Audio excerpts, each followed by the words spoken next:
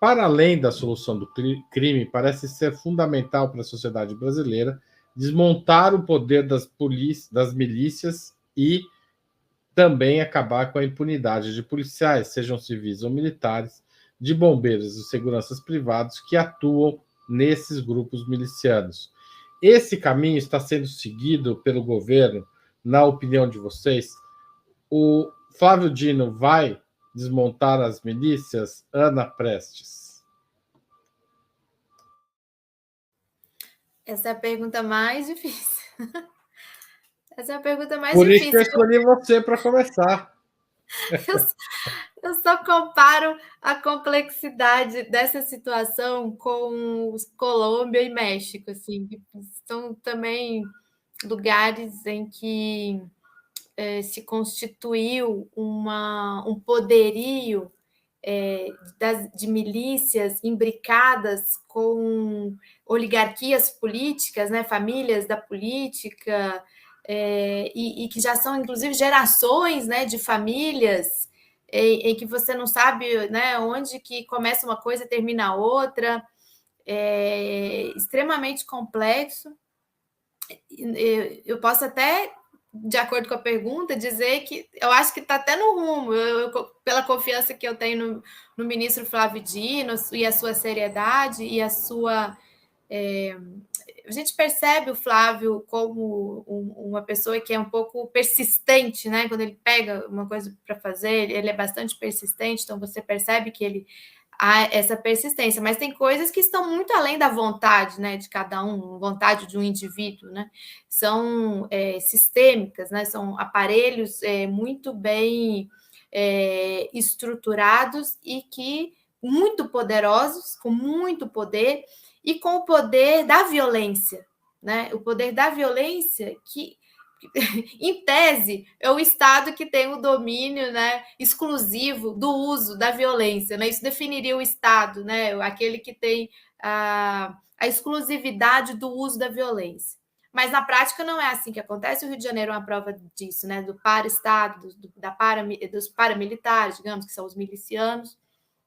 E isso dá muito poder, obviamente, né? Um poder sustentado no uso da violência. Então, eu acho que talvez um dos maiores desafios políticos, né, brasileiros, associado com uma profunda desigualdade, né? Quando o governo Lula ele atua de forma organizada, sistemática e séria, né, com relação ao combate à desigualdade, a elevação do nível de renda, também a elevação da qualidade de atendimento à saúde, na educação, na moradia, tudo isso cria também as condições, cria melhores condições de você atuar no enfrentamento do que eu chamo de... É uma espécie de paramilitarismo, um para-Estado, mas é um desafio muito, muito grande. Eu considero que seja um dos maiores desafios nossos no Brasil. E você, Pedro Marinho, qual o nível de otimismo seu? Bom, eu sou bem pessimista em relação ao problema das milícias no Brasil e especialmente no Rio de Janeiro, né? Primeiro, eu acho que é um problema até que tende a se expandir a partir do Rio de Janeiro para outras localidades do Brasil, inclusive. Primeiro, talvez eu quero... O que é uma milícia, né? Milícia é um termo que vai se referir, via de regra, a agrupamentos militares irregulares, né? Ou a ideia do cidadão armado, das tropas de cidadãos armados. Isso é muito importante, por exemplo, na mentalidade norte-americana, né? O cidadão com sua arma que vai fazer a guerra, etc. E no Brasil a gente tem uma certa tradição em relação a isso. Agora, o que é a milícia no sentido que nós estamos tratando aqui? A milícia no Rio de Janeiro, né? É aquele fenômeno de componentes ligados aos serviços de segurança do Estado, né? As polícias, majoritariamente, né? A gente vê ao menos, que começam a prestar serviços, entre aspas, em determinadas regiões ali do Rio de Janeiro, dominam esses serviços, dominam o comércio local e fazem um serviço, muitas vezes, de segurança privada até que eles efetivamente dominam completamente um certo território, né? Menor ou maior, do ponto de vista comercial, do ponto de vista militar, enfim, do ponto de vista de segurança, do ponto de vista de serviços, em vários aspectos. Nesse sentido, a Ana Prestes até mencionou 2 casos, né, o México e a Colômbia, e eu concordo, né, que são coisas comparáveis. Eu acho que a gente tem um problema grave acontecendo no Rio de Janeiro, que digamos, eu não diria uma parceria estratégica, porque isso seria demais, mas aparenta ter uma certa anuência do Estado em relação às milícias e em relação a uma das facções que operam ali naquele Estado. E isso foi feito também na Colômbia e no México, quer dizer, a lógica do Estado pensar, eu tenho várias gangues, né, várias facções, vários grupos armados, eu vou apostar em eu vou ajudar para enfraquecer o outro. O que costuma acontecer nesse caso? Primeiro, esse que você fortaleceu, de fato se fortalece, e aí ele vai tomar o lugar daquele outro. Segundo, aquele outro que está sendo digamos, atacado não só pelo Estado, mas também pelos seus rivais e por essa coisa que se casa, tende a se tornar mais violento. No caso da Colômbia, quando fizeram isso em relação ao Escobar, ele passou a fazer ataques terroristas, a explodir carros, a fazer esse tipo de coisa. E me parece que o Rio hoje vive exatamente esse tipo de tática, né? Se não estratégia, né? De apostar em determinados grupos armados contra outros. E aí eu acho que é um problema que não será resolvido pelo ministro Flávio Dino. Eu acho que é um problema que, mesmo que se quisesse colocar muito peso em resolvê-lo, demandaria muito mais do que 4 anos, né?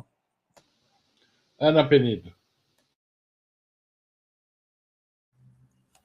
Bom, o Flávio Dino é o meu ministro preferido. Já declarei isso em mais de uma ocasião. Mas eu acho que ele não resolve isso nem se ele fosse o MacGyver. E aí, por que não tem jeito? Por 2 motivos, assim. Nem se fosse dos Vingadores. Nem se fosse dos Vingadores, nem se ele fosse a Barbie, nem se ele fosse qualquer outra pessoa. Por causa de quê? Nem se ele fosse o Dino, qualquer pessoa. A grande questão uma dimensão é a dimensão econômica. Do que as milícias se alimentam? Como que elas vivem, né? Como que elas se estruturam? Do tráfico. E a dimensão de legalização das drogas é uma discussão dificílima de fazer com a sociedade brasileira de forma geral. Tem um monte de dados e formulações sobre isso. A Colômbia também, de fato, é uma ótima experiência para a gente olhar. E agora o Petro está discutindo, né? Ele, peraí, a discussão de tráfico não é uma discussão de lá ver quem está plantando não sei o que, não sei aonde, ou consumindo não sei o que, não sei aonde. É uma discussão econômica, e não é uma discussão de economia doméstica, é uma discussão de economia internacional, porque isso está ligado no mundo inteiro. Então, assim, não tem.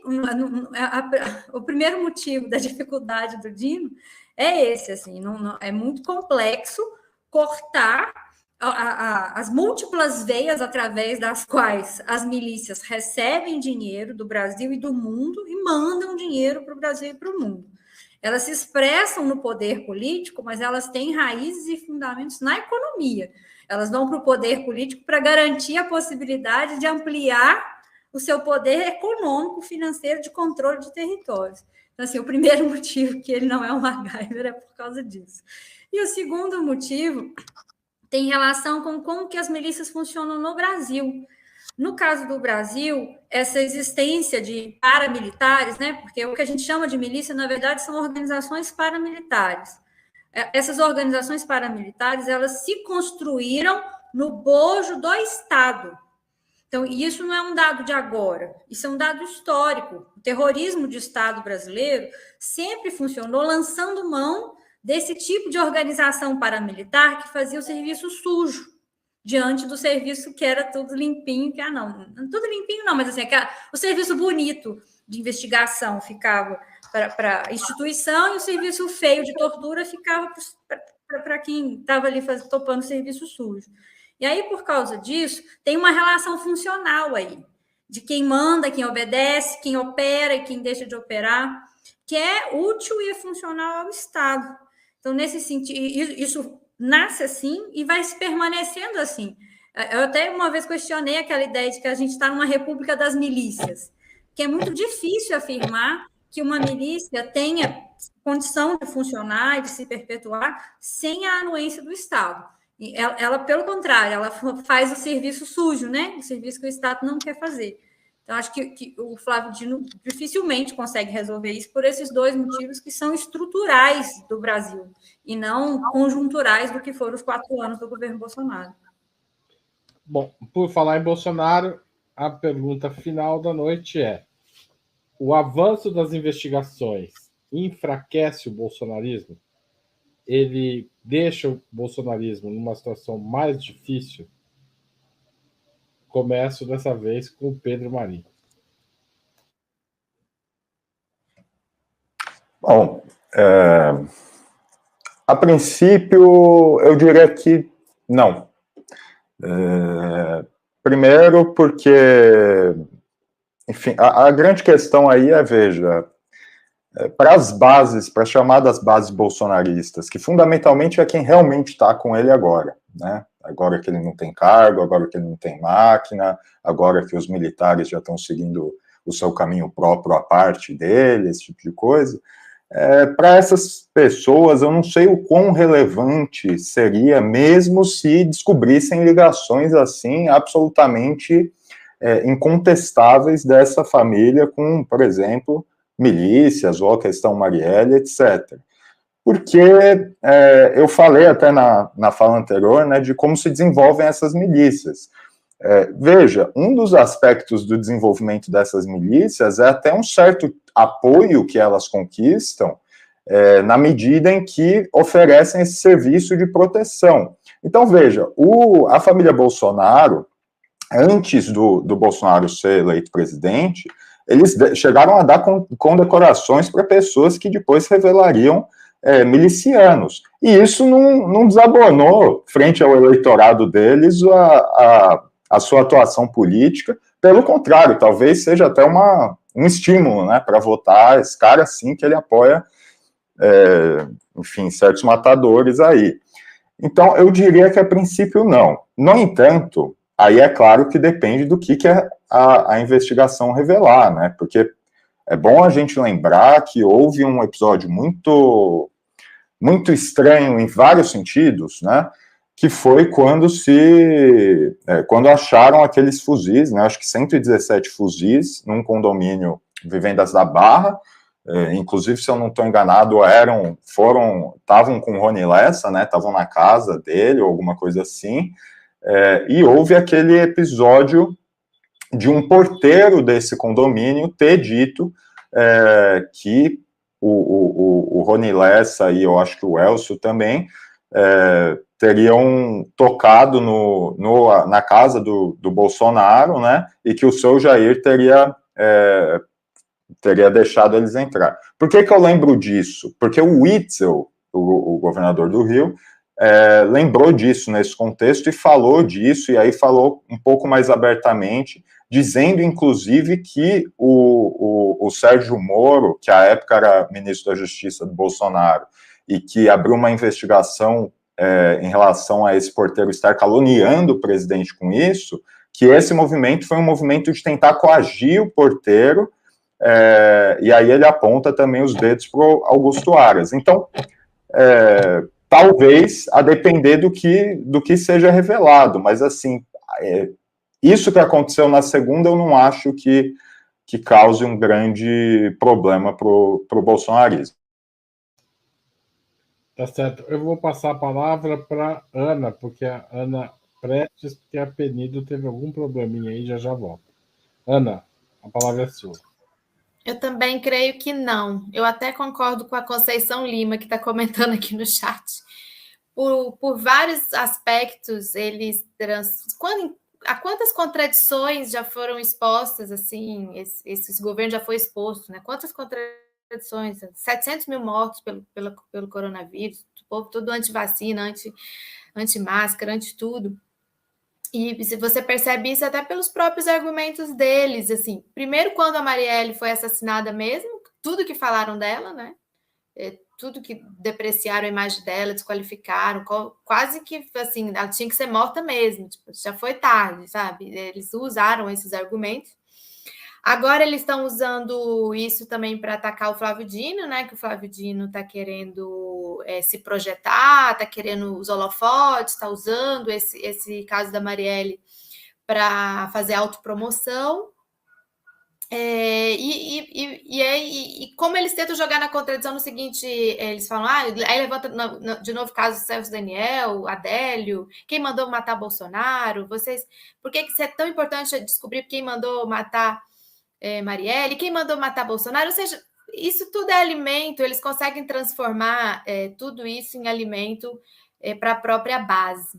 Eu não acho que é por aí que vai ser enfraquecido. É óbvio que tem uma certa franja, digamos assim, né? Uma certa um contingente assim da sociedade que chegou a votar no Bolsonaro por uma questão de ser antipetista, anti-Lula, que essas pessoas expostas a essas contradições realmente podem refletir. Mas o núcleo do bolsonarismo, a sua base mais fiel, ela se aproveita, inclusive, desses episódios para construir novas teorias, novas fake news e novas justificativas para colocar como o Bolsonaro, sua família, como perseguidos e manipular a narrativa para satisfação da sua própria base. Né?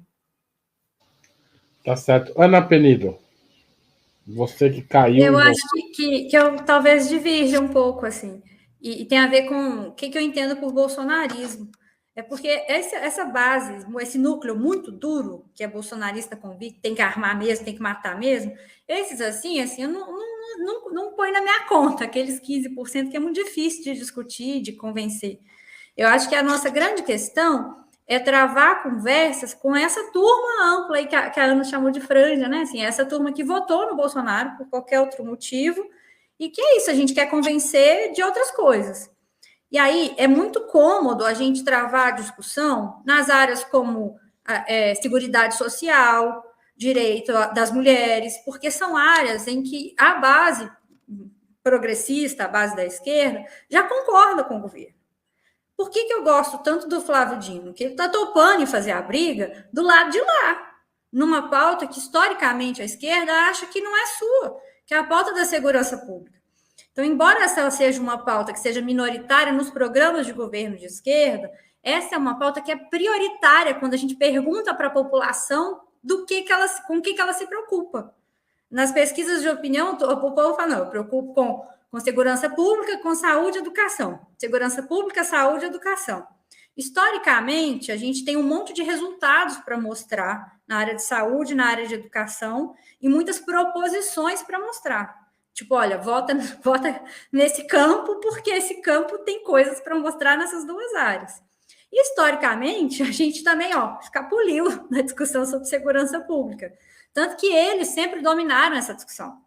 E eles ditaram essa pauta no Congresso, nas comissões de segurança, nas comissões de defesa, ditaram essa pauta na sociedade. Isso levou a um conjunto de votos para o Bolsonaro que falava, não, para resolver o problema da segurança pública é simples. Basta jogar um fuzil na mão de todo mundo. Então, assim, eu acho que as investigações avançando, elas abrem a possibilidade para um conjunto de temas que são relacionados à segurança virem para a pauta. E aí a gente viu, por exemplo, a manifestação muito contundente do Lula com relação aos clubes de tiro, que eu achei uma manifestação extremamente acertada. E dialogando com o povo, né? Que povo trabalhador que vai ter como prioridade comprar um fuzil para ter na sua própria casa? A possibilidade de comprar mais armas foi a possibilidade para o crime organizado comprar mais armas de maneira legalizada. E é isso, olha que discussão que é fundamental, que é uma discussão estrutural, porque quem é morto por essas armas não é a turma que compra, é a turma que está na ponta da bola, e os números do Brasil são mais do que provados, né? É o jovem negro, pobre de periferia urbana das grandes cidades. Então, assim, eu achei que talvez o meu otimismo diante das investigações tenha a ver com a possibilidade de destampar a discussão sobre segurança pública e engajar um debate mais progressista também nesse tema para disputar essa franja aí, né? que tem angústias com a insegurança pública, mas que também não via muito resultado nos outros governos. Tá certo. Obrigado, Ana. Obrigado, Ana. Obrigado, Pedro. Foi um prazer estar com vocês, com todo mundo que assistiu este programa. Espero que as investigações avancem e que a gente faça um programa em breve sobre quem mandou matar a Marielle. Tá certo? E por Obrigado. quê? E por quê? Tá certo? Obrigada, tchau, gente. Tchau. Tchau, Ana. Tchau, Pedro. Tchau, gente.